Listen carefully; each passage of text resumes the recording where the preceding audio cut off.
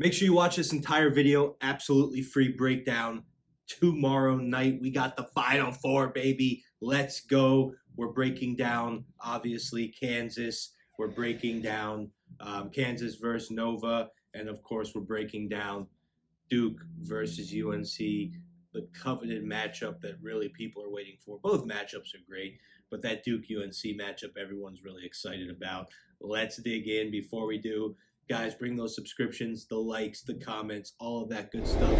We appreciate it. We hope you appreciate what we're doing for you guys. We're going to have 2 breakdowns. I'm giving both of the Final Four games free, and I'm giving the championship game free.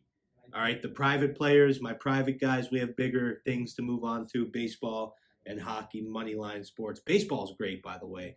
You give me a sport with no clock, no penalties, man, to the moon. All right, shout outs, KJ Philly 5-teamer, kicking ass, Texas money line. Damn, man, almost. I was listen, damn. Mike Calora, Kevin Arsenal, Bradley Duvel, Van Sosa, Jacob Carapino. Guys, the comments were a little light on the last video. Let's bring the heat up. Let's bring the power. We had like 10 shirts going out. I have an announcement to make. There's going to be like 10 shirts delivered next week. I hope all you guys get on and tell us how you like them. Anybody who comments on this video is eligible for a t-shirt. We're bringing back anybody who comments is eligible for a t-shirt on both of these March Madness videos.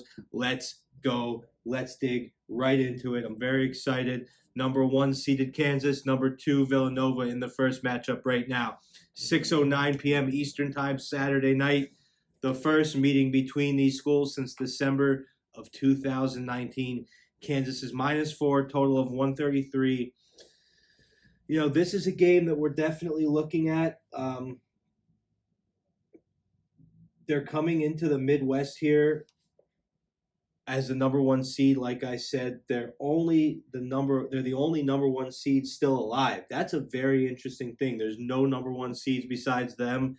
That's really rare in the Final Four. We got a number 9. I mean, it's an interesting Final Four for sure. It was an interesting Sweet 16. But anyway, they spanked Miami in the Elite 8 to get here by like 20-some points. They beat Providence, Creighton, Texas Southern.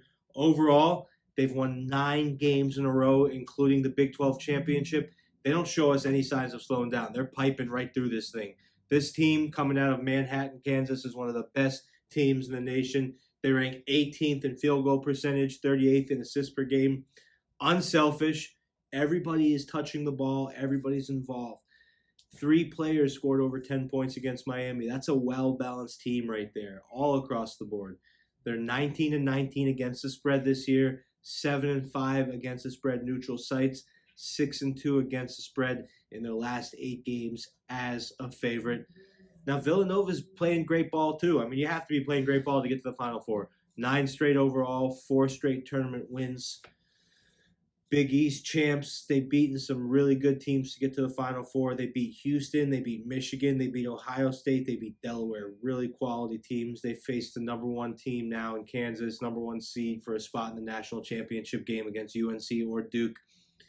They lost starter Dustin Moore, though. He tore his Achilles in the Elite 8. He's going to be out for the remainder of the tournament. This is bad. This is a brutal blow. Red flag. Not good. He averaged 14.8 points, 5 rebounds, and 2.3 assists per game. A very key piece, this Villanova team all season long. Very hard going to be to replace him. Villanova's 20-15-2 against the spread, 6-3 against the spread at neutral sites, guys. 5-1 against the spread in the last 6 overall. So both teams are playing really hot. This game features 2 blue blood college basketball schools, highly competitive, high experience, but one team has more depth, and they're not missing their best player like Villanova is. Kansas goes 7 to 8 players deep. Villanova will struggle to replace Dustin Moore's stats. I think that benefits Kansas big time. They don't have to game plan for arguably Villanova's best playmaker. They can focus on Gillespie. It's a shame he's going to be out, but it is what it is. Kansas is going to use their well-balanced offensive attack and grind away at this thin Villanova roster. By the point to 3 Kansas -3. Lock it in and clock it. I love you guys. Bring the subscriptions, comments, likes, notifications. Turn them on, baby. Notification gang. I'll see you guys in a few minutes for the other Final Four game, UNC versus Duke. Stand by.